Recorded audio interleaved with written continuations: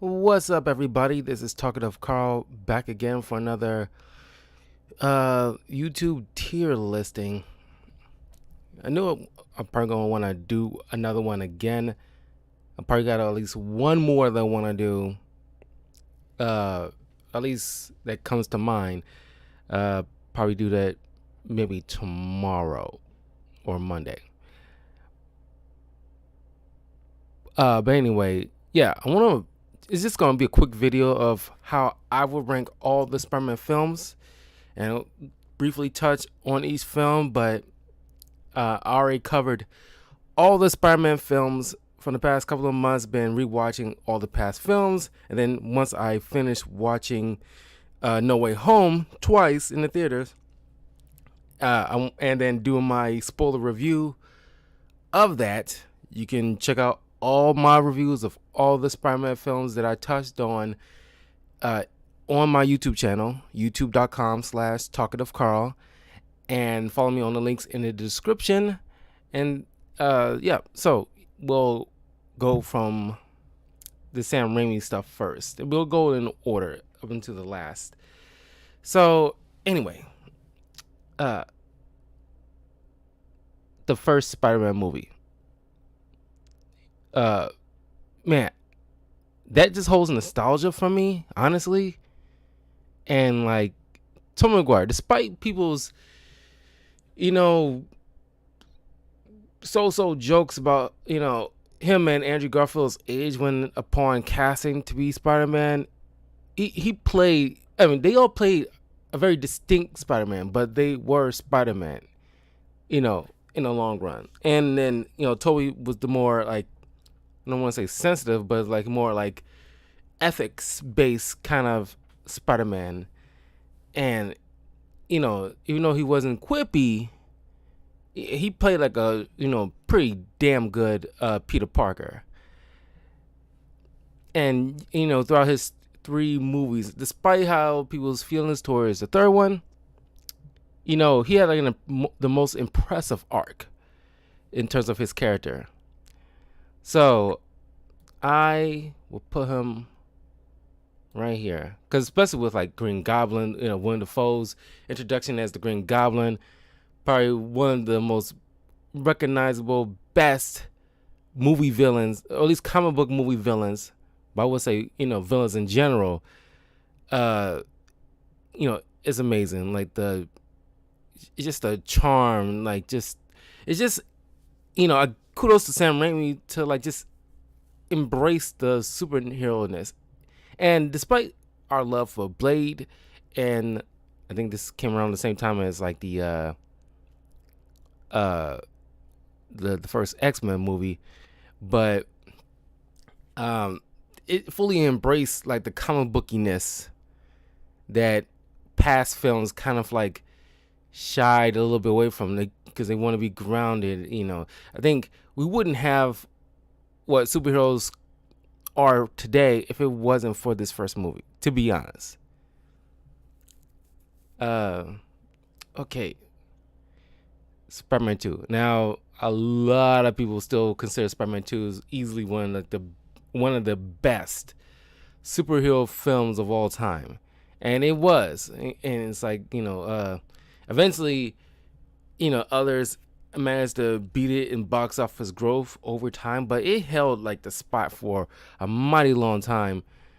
Probably not until like a couple of phases into the MCU where like other stuff came into play and like outpaced it. But honestly, it's with Doc Ock. And matter of fact, I was watching a podcast like just the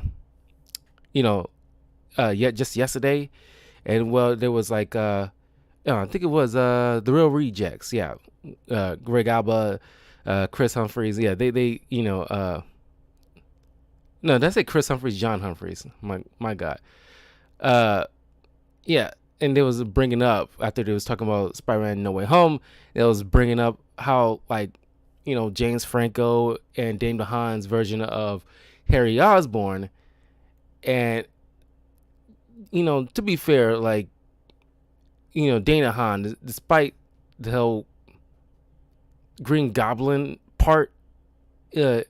His he fit the role for Harry Osborn a little bit better than James Franco did, but I think the first two Spider-Man movies, James Franco did. It kind of fell apart in the third film, but for a while he did fit the, maybe not in business because we didn't get to see him we saw him in Spider-Man 2 as far as like him only a little bit when he's like helping with Doc Ock's fusion reactor, not fusion, just like perpetual fusion machine, and he's just a business not just actually in the thick of it, of the business with the science and everything like that, but he's just I don't know, it's hard to put it. It's like this smarmy rich asshole kind of persona, but Dana Hahn kind of fit like whole I'm not a spoiled rich kid, I know my shit. He was in the boardroom in the Amazing Spider-Man 2. I gotta admit that's that part is probably my favorite performance from Dana Hahn in that film. The fact that he just just sat right there and told these people off right away. I don't know what you think of me, but it's you ain't gonna pull wool over my eyes. I in and out of this business, blase. But it's just but James Franco and just everybody involved is just was on point, because wow, if the origin story was fine, they had to because a lot of people get hung up about certain decisions in origin stories. It's it kind of a slow pace of not slow pace or a slog, but just it takes a minute to get into the thick of it. People still heroes still learning the ropes and learning their hero's journey thing. But Spider-Man 2, right away, if you saw my full review of the film on the channel, they go right into it, no apologies. It's we're in a Spider-Man film, and the train sequence between Spider-Man and Doc Ock is still held in high regard as one of the best superhero fight scenes in a movie.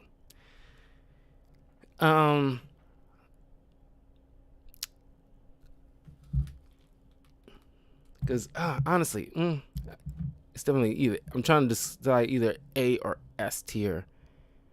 Because it's because other stuff end up beating it out. But because of the high regard has been held and the box office numbers that it accumulated for such a long time, I just based on that, despite feelings, because I love the film, but with so much stuff that came after it, it kind of I won't say lowered the quality, but it's just not I wouldn't put it as the top favorite, but I do give it its just due. So I'm gonna put it in the S tier.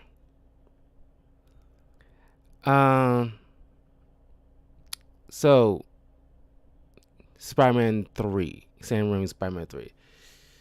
Yeah.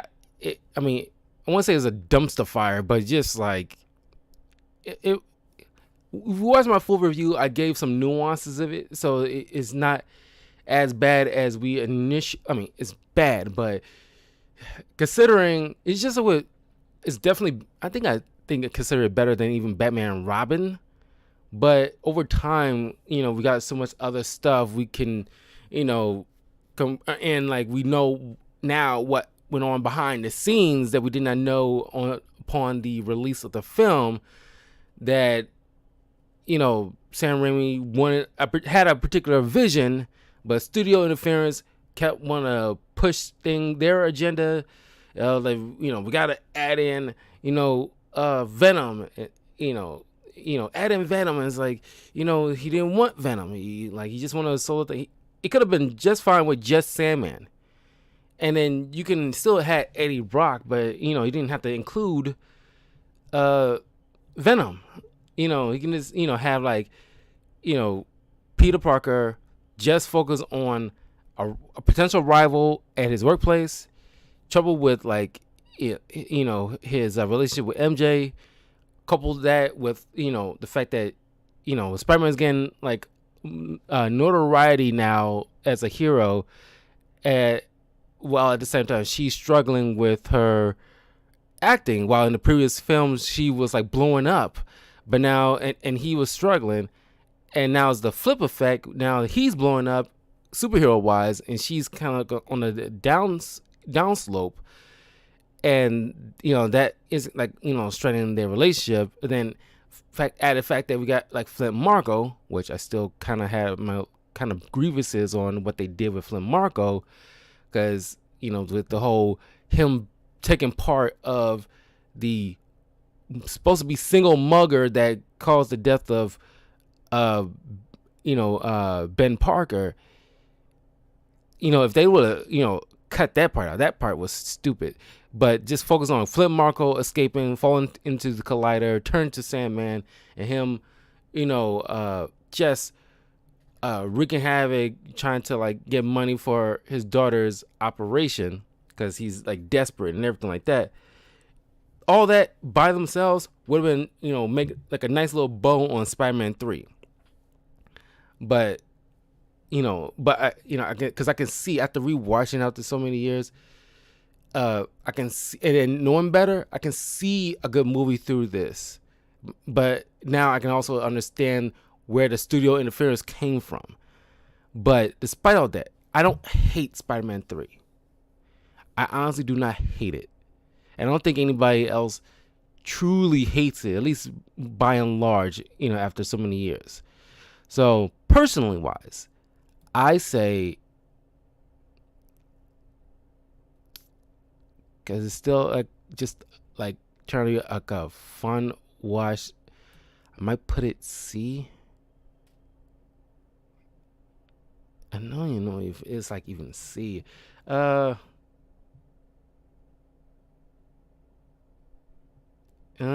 C or D.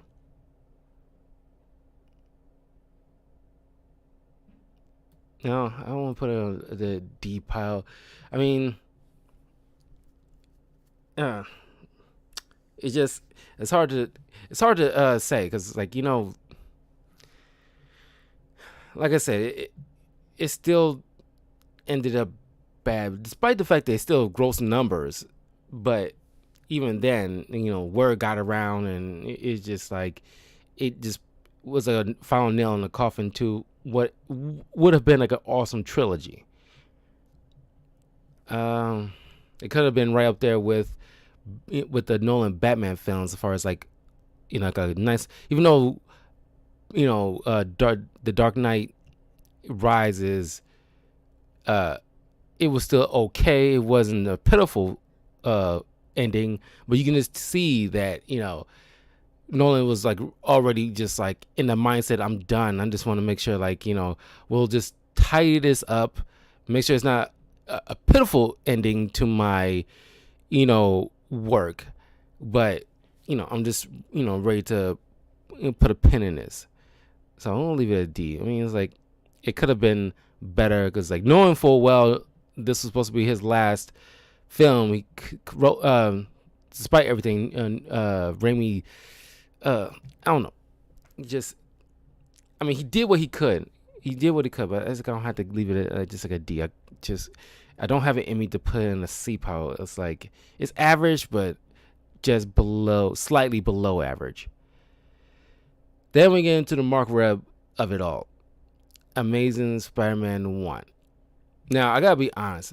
At first, I wasn't like fully on board with Andrew Garfield, because, when it comes to change, it takes me a while to adjust to certain new things that, it's just like a personal hang up. It's like, it's like, if I can't control it, and it's forced upon me, it's hard for me to get into it, which is kind of like nuts. But we so used to Tobey Maguire, fitting the role for Spider-Man and Peter Parker for a movie version. It was like even though we got like at least a few Batman, different actors play Batman, and different James Bonds is, maybe because Spider-Man is so personal for me as far as like a hero that I have always looked up to. It's hard for me to like get used to the idea that, oh, now we gotta change an actor. And Andrew Garfield, after watching Amazing Spider-Man 1 first couple of times, I adjusted my mindset, and it's like, he's actually pretty dope as Spider-Man. He fit the role for Spider-Man pretty well, but his Peter Parker was a little bit 91210, a little bit CW-ish, just, there's no wrong. Just because he's like a pretty boy doesn't mean it's like a negative, but it's just that before he got the spider bite, he's just like, he's a skateboarder, and he's like, he's supposed to be like, oh, he's wearing glasses, oh, that makes him a dweeb. I was like, no. And then but that long form version of "with great power must come great responsibility" line from Uncle Ben, that long diatribe where he could just say, with great power comes great responsibility. He said, like, if you have ability to do something, it's your responsibility to do those things. It's like something like that. It's like, God, that's just like, you completely butchered that, didn't you? But Mark Webb, normally who's been doing like romantic comedy movies, what he did with Andrew Garfield and Emma Stone, who I think after this movie we started actually dating, their on-screen chemistry was flawless. Because a lot of people bought that relationship more so than the Sam Raimi version with MJ and Peter Parker. But I give it kudos to Mark Webb, because Gwen Stacy was Peter Parker's first legit girlfriend, and the one, like, the first love of his life. Very brilliant, kind of woman, just strong and willed in her right and everything like that. But also in comics, she was, her death was has been and probably still is considered one of Spider-Man's greatest failures. We'll get into that in a minute, but that chemistry was, just on point. And he played like, these, characters pretty smartly. It's like people talked about their problems. They didn't like, do the half-ass thing that you normally see in superhero movies, where it's like, I keep it a secret from you because I want to protect you, and then get into like, that cliche, like I'm keeping it a secret because trying to protect you bullshit. She figures things out. He tells her in a cool way about him being Spider-Man right away. He didn't like keep it from her, that kind of thing. It's just like the dialogue is smart, and then the police in this movie are played smartly, where normally they're played stupid. I think this is other than maybe the Avengers movie, the first Avengers movie. This movie is probably like these two on top of my head is the only two comic book movies where the cops are actually played pretty dang smart, where like they converge on like Lizard and Spider-Man in a tactical way and take them down without any goof ups or anything like that. That kind of thing. And then Captain Stacy, played by Dennis Leary, he was pretty dang good. And then that dinner scene with him, like, talking about like, we was operating on a sting operation. There's like, other facets. You don't just catch the bad guy because he's a bad guy in the moment. He could be a small fish leading to a bigger fish that we want to catch later. There's a whole bunch of nuances that you believe that a first-time superhero would not know initially, because they just, bad guy, catch it, and then the day is saved. No, there's like other things involved.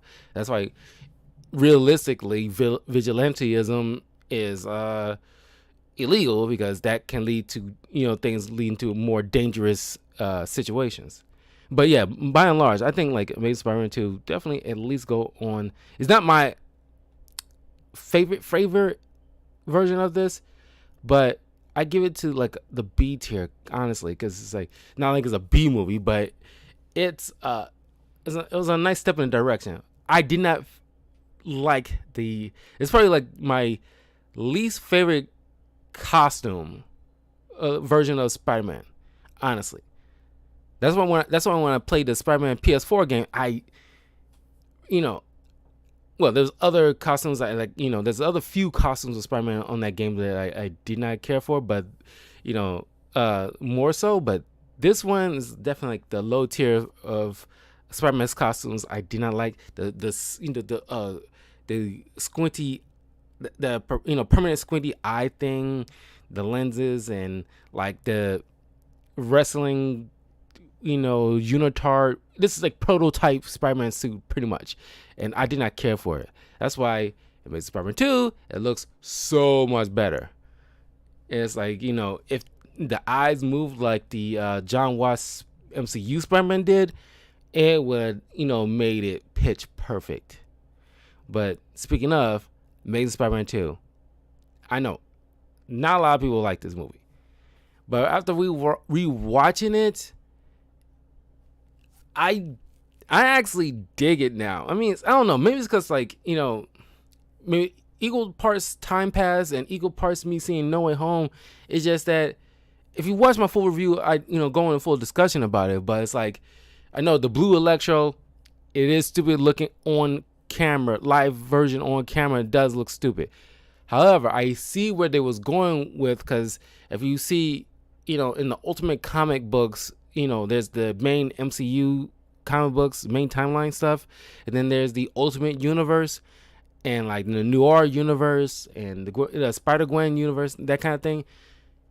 In the Ultimate Universe, Electro there is fully blue lightning, and I can see that Mark Webb placated to his version of that, and I can see where it's going. It just didn't look right on screen as it would in the comics. Sometimes stuff in the comics don't translate so well live action version.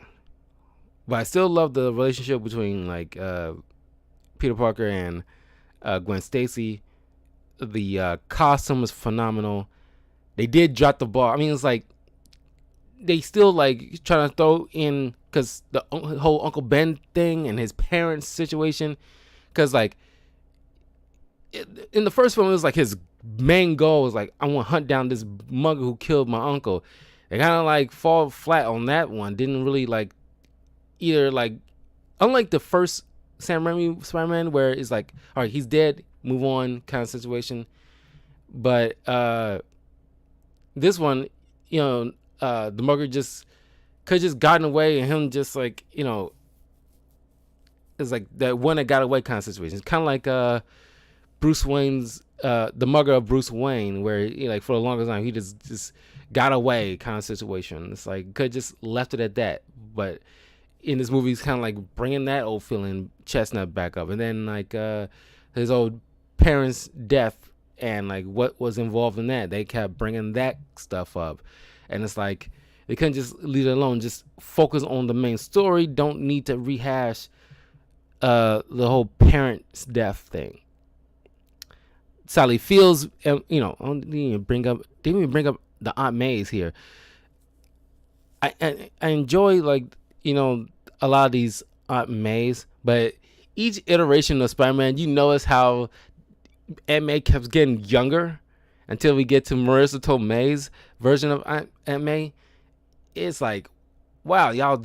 Even in the comics, if you notice, and even in like the Spider-Man game, you notice they trying to keep her old, but not too old, where she's like, knocking on death's door. It's like, as Peter Parker has to, get young, she has to be like still young-ish by comparison, just so it won't be like she can be knocked down by a gust of wind.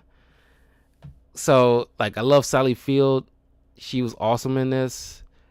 Sally Field is always awesome and everything, but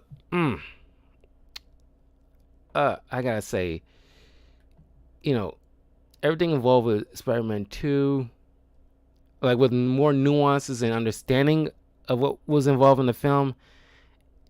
And it's like you introduced with Felicia Hardy, which, as I mentioned in my review of this movie, is the same person who played that female lead in Star Wars Rogue One.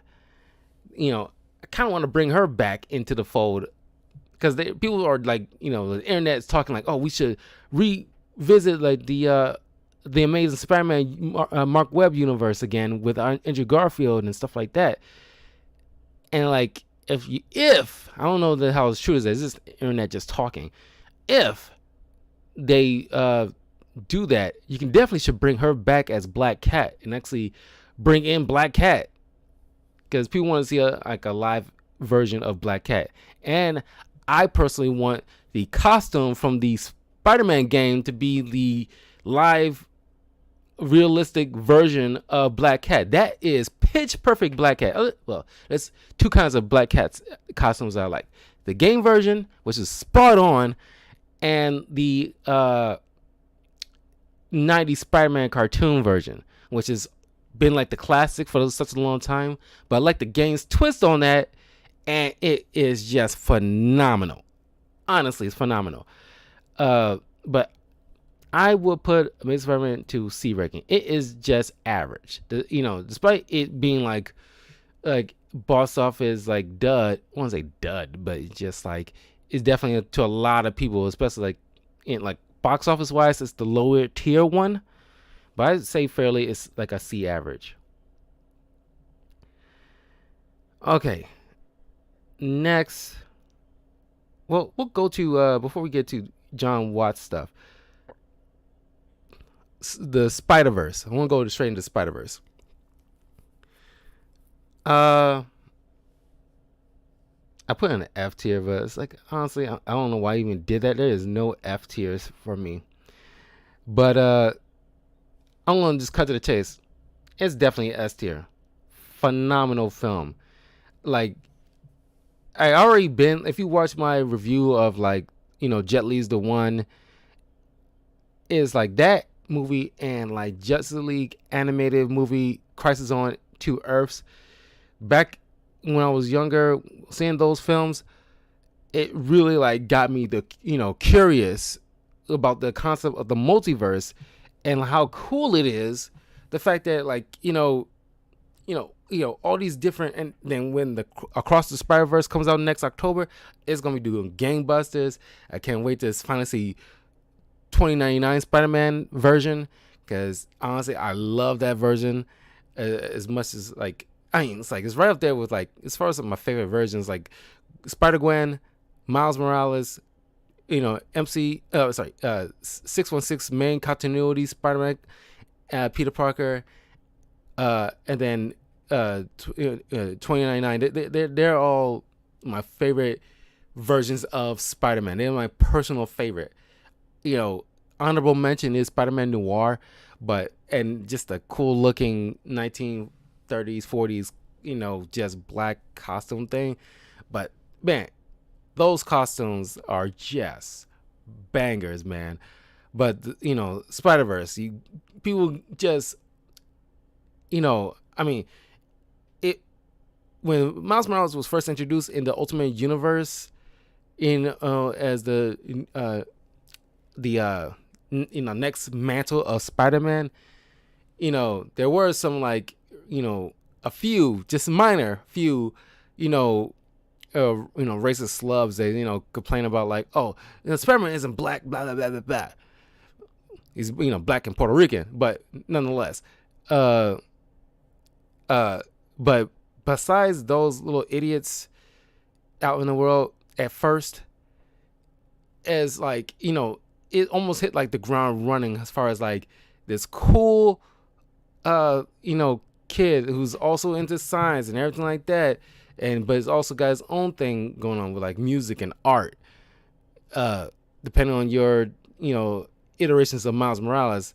I like the one where he's into like art, like in the movies, But it's like this is like a good pick. I forgot who was involved in the creation of Miles Morales, but he's probably just raking it in at this point because Miles Morales is just so beloved and like held in such high regard as like a Spider-Man in his own right. He's not Spider-Man Jr., despite me want to joke about him being Spider-Man Jr. He's his own Spider-Man. He's not Spider-Man's sidekick or anything like that. He's just like, he's like an apprentice at first, sure, but he made his own way. And like in this movie, you get to see a little bit of that, and just like him dealing with like female Doc Ock, and then the Kingpin, and then seeing like Spider Gwen introduced with Spider Ham, and and 616, Peter Parker helping him out, learning how to be his own Spider-Man, and like him coming to terms with living up to the ideals of his universe's Spider-Man, the younger blonde one, and taking up the mantle. It was just amazing. The music was amazing. The artists involved in this, and then the sequel as it appears, they all are done. Just everything was so on point. It was like it's like like the artists involved knew exactly what they were doing. It was like creating new kind of art in a way. Something that we don't normally see in like typical animated movies. It's like they made something of their own that I'm pretty sure at some point in the future will be like copied in some way, or at least other animators for future movies want to bring those guys on to do a particular thing for a future animated movie, because this is phenomenal work, and something they can definitely put on their resume, because this is like a phenomenal film, Academy Award winning, I believe, as far as like best animation. So yeah, definitely S tier. I love it. One of my favorite Spider-Man films. Then we go into Spider-Man Homecoming. After the heels of Civil War, it was like we get the new iteration of the MCU's version after Sony is like not in a tank, but it's like very struggling at this point, and they have to just cut their losses and get assistance from Disney and Marvel with partnership with them, which now Sony has gone to making like even though they're slightly feeling themselves a little bit too much with like the whole situation where they're trying to back out and take away Spider-Man and cause this massive uproar, which some don't believe it was like a real thing. They're just trying to drum up news and stuff like that. But I'm so glad that the partnership needs to stay intact. It's like perfect symbiosis, if you pardon the pun, of a relationship. But this is obviously like a perfect balance, like a combination of like a perfect Peter Parker and a perfect Spider-Man. It's like combining what the good parts of the Sam Raimi version, and then the good parts of the Mark Webb version, and like, because I think either John Watts or Kevin Feige was like in like the lower positions in like producers or like whatever kind of writers or whatever behind these earlier films, so they knew what kind of Spider-Man they want, just to get it right this time. And like when he swung into the scene in the airport scene in Civil War, people in the theater lost their minds. I still remember, and it was like, hey everyone, and it's like this is his homecoming now. He's back at home. Marvel got the rights to Spider-Man again after so long that Sony had the rights for such a long time. Now we actually get to see a true Spider-Man with he's in high school with think this is like Tom Holland's first big theatrical role, big break theatrical role, where he's like I think it was in his like, in I think he's like maybe 19 or 2021 when he was cast, so he was still fairly young, so we can easily buy him. He still kind of got a boyish face, so we can still. That's why it's kind of hard for me to like look at him and think of him as Nathan Drake at this point. But I honestly do see like, yeah, he fit the role for a high school kid perfectly, so everybody can buy it. He's quippy, inside and outside the costume. He into science. We can thoroughly see that. But the only issue when people always had a problem with is that they make a joke like, oh, he's Iron Man Jr. or he's getting help too much from Iron Man. He's not making his own stuff. But you get to see him like in this movie making his own web fluid, right in class and things like that. It's like he had his own suit before he met Tony Stark. So it's very hoodie, with like, big goggles and everything like that. So he had his own makeshift thing we get to see at the third act of the film. Michael Keaton's the Vulture. Fantastic. Michael Keaton was just knocking it out of the park with, just that bravado, that swagger he has. That, I explain more in the review of this movie, but man, Marissa Tomei, awesome Aunt May. Hip, cool. Her little fling with Happy that's been like carrying on for like a few films now has always been funny. She's just like, she's still young, doing her thing, just having a summer fling, and Happy's kind of like, like a puppy dog, following her kind of situation. It's funny. Then you get this version of MJ, which is emo MJ by Zendaya. Honestly, a nice little twist on the MJ look, because it's funny because like in the comics for a long time MJ has been like a supermodel actress thing, and now in a turnabout way we got like a legit model / actress in the role for MJ, who career wise ain't looking well, at least it doesn't look like she's doing any kind of, she's at MIT kind of situation, or he's going to MIT, and doesn't look like, maybe she'll have some kind of interest in like modeling or, actors in the film, in the next Spider-Man film. But it's like, I thought it was like a crazy things coming full circle almost, you know what I mean? Or it's kind of like ironic, that kind of thing. But yeah, Homecoming is amazing. You get to see Shocker, at least two versions of the Shocker in one film. I'm the Shocker. I shock people. What is it, pro wrestling? I love this film. Great film. I mean, before the sequel, I would have put it at S tier, but man, it's I think I'll put it in A tier because it's still a solid film. Definitely A tier market, but it's just like with Spider-Man 2 and Spider-Verse, I mean, it kind of just edges it out just a little bit for me. But then you got the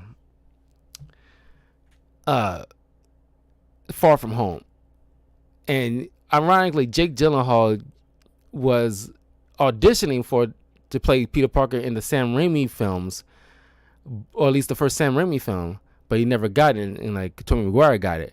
It's funny how like things work out where now he's technically in the Spider-Man movie as a villain. One of my favorite Spider-Man villains, Mysterio. There's a lot of Spider-Man villains that I like. But man, Mysterio is kind of fun. He's basically the whole Scarecrow, mission thing in like version of, Mysterio's thing where he's like causing Peter Parker to hallucinate, and it's like very trippy. It's so much fun to look at. And it's just like, Peter Parker's still learning and grieving, after the death of, Tony Stark, spoiler alert, from Endgame. He's learning how to like, how to, deal with like the loss of Tony Stark.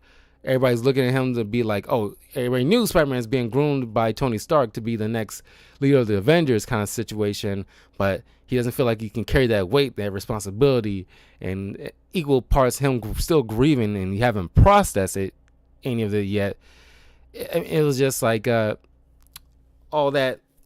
It was just like fine, like a fine arc that I think it was like pretty dang good.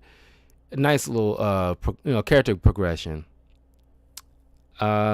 Which leads into like the ultimate like F you from Mysterio, which I still don't believe he's dead. Talking about like outing his outing his secret identity to the world, and man, which ends up into the last film that we will cover. But I want to rank Far From Home. Maybe most people would disagree, but I honestly think it's still A tier for me. It was still fun, man. It was a whole lot of fun. Jake Gyllenhaal's performance is amazing, especially when he's like on top of the bar as he's like shouting out all these people that was wronged by Tony Stark, and it was so much fun, man. Great work, just Spider-Man on vacation and just like dealing with Mysterio and all this other like elemental situation, whatever. But it's just everything involved is just great. Everybody involved is fantastic.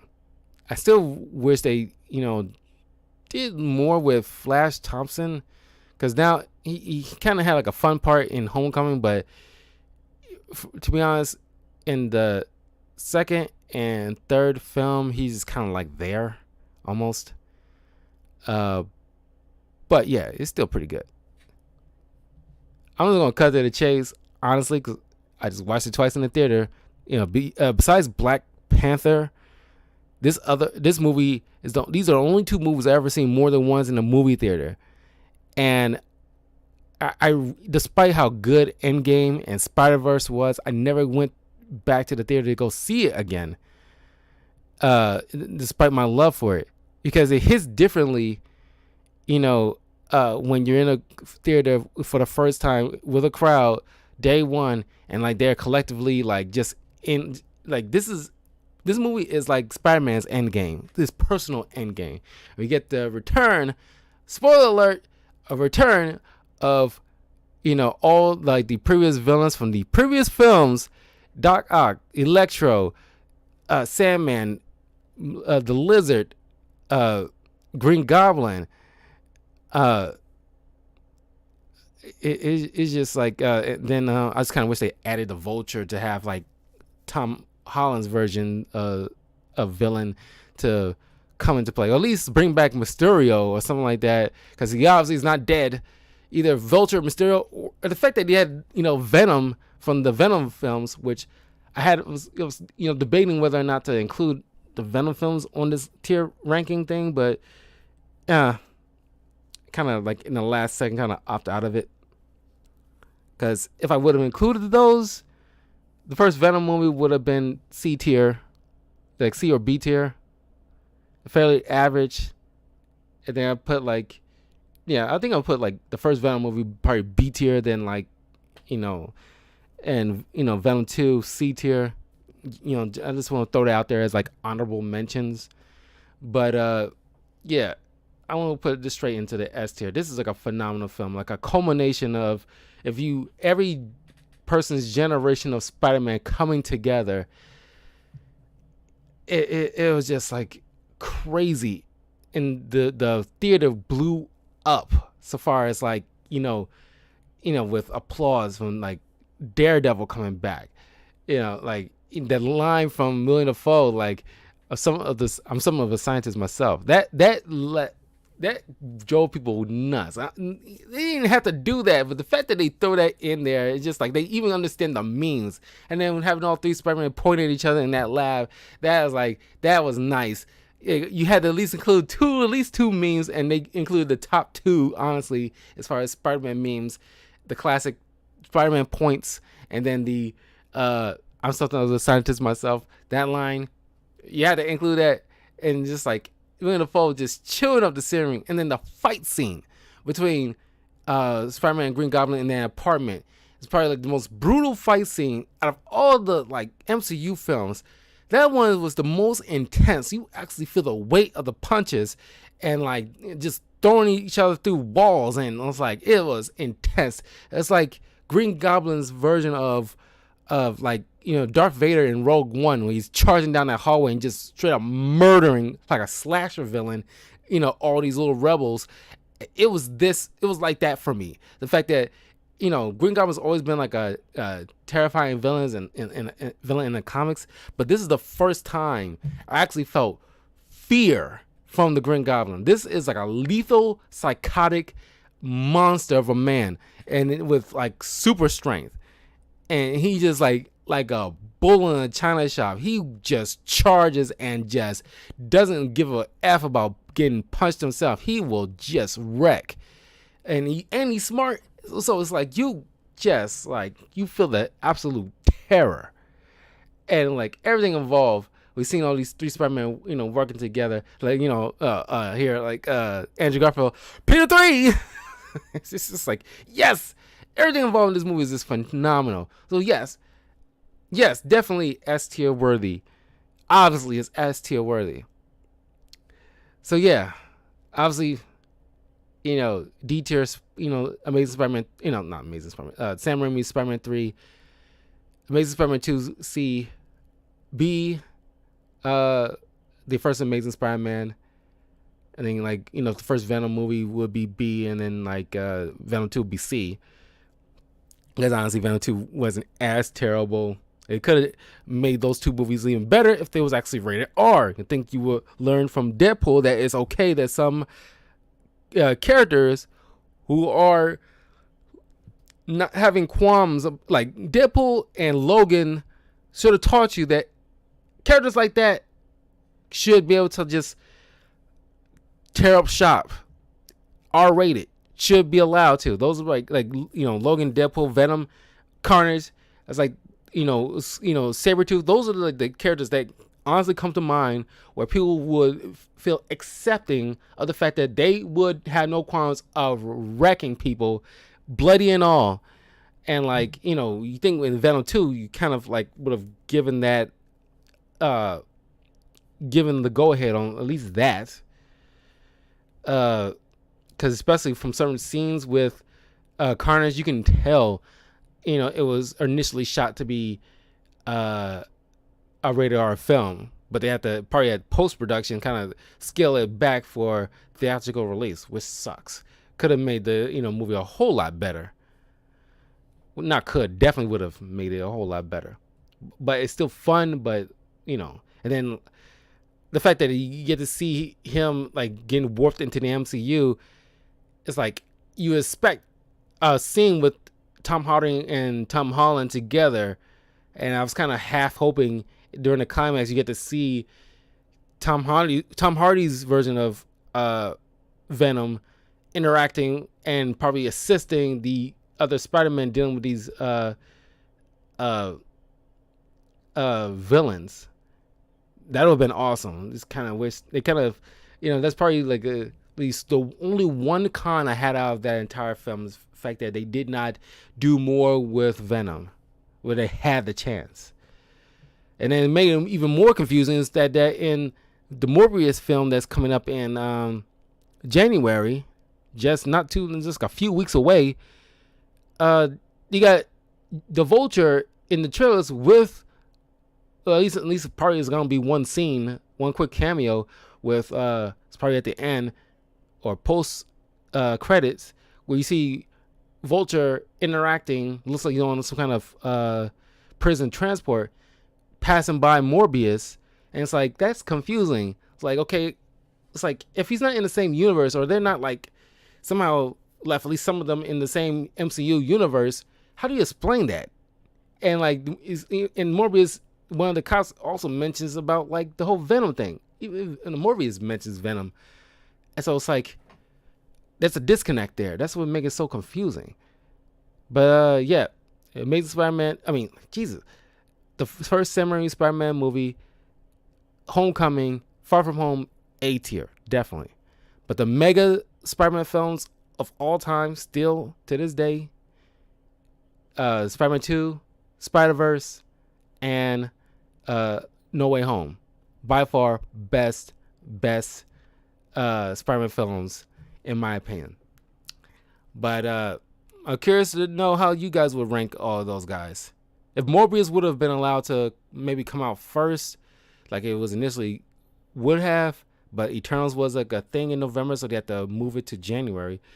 I think I will put like Morbius, because honestly, people like, giving like downplaying Morbius because they're weird, kind of, I won't say weird hatred, but kind of like they're kind of abrasive feelings towards Jared Leto. I wouldn't be surprised Morbius would do just as well as the first Venom did, because people were downplaying Venom for the at first too, and then it grows up like $1 billion. So it's like, you never know. Morbius might turn out to be like doing gangbusters despite your feelings towards Jared Leto. Because honestly, like, I'm low-key kind of actually looking forward to seeing Morbius just to see. It's like, it might turn out to be good, but you never know. You never know. Trailers can tell you one thing and do another. So if Morbius would have been allowed out before No Way Home, more than likely I would put at least bare minimum B tier. Because I don't think it'll be like S tier by any stretch of imagination. And like, I don't know, it gotta at least really wow me to be worthy of A tier. But knowing Sony, at best, because like, the Spider-Verse films and No Way Home are definitely the outliers of the situation, so far as like Sony Spider-Man solo films. They're definitely like the outliers, as well as Venom. But by and large, it's like, normally they're kind of like at best middle of the road. So Morbius would have been B tier in my opinion, if I would have included now after watching it or whatever. My films probably would have been B tier. But anyway, yeah. Don't forget to leave a like, comment, subscribe, all that good stuff to Talkative Carl on the links in the description. Please let me know what you think of my tier ranking. Is there anything you would like swap in place, like how your rankings will be? And I got another tier list that I'm thinking of doing later in the week, so look forward to that. And I will see you guys next time. So stay tuned later while I get booted up for Halo. And oh hey Daniel, let me read these comments because I didn't even notice. Spider-Man 1 is a bit underrated. I started reading comments with Miles Morales and he's great. The Vulture is an amazing villain in this movie. And so we can already say that Green Goblin is the best villain of the MCU. Yeah, with an asterisk, because like technically it's Sony, it was not really MCU.